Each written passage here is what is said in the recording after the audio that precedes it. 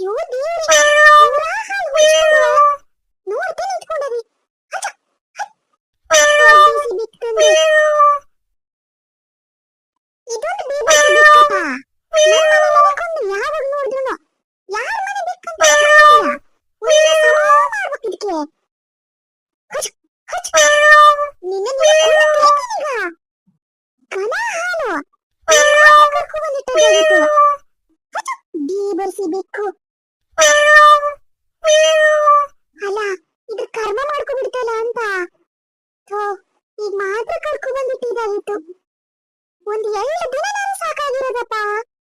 ಪೂರಾ ಕೊಡ್ಚ್ಕೋವತ್ತು. ಅದೊಂದು ಬೇಬಸಿ ಬಿಕ್ ಸಾರ್ತಿ ಆಗದಪ್ಪ. ಯಾರ ಮನೆ ಬಿಕ್ಕಂತಾನೆ ಗೊತ್ತಾಗಲ್ಲ. ಅನ್ನ ಹಾಕಿ ಸಾಲಲ್ಲಪ್ಪ ಈ ಬಿಕ್ಕಿಗೆ. ಹಾಲು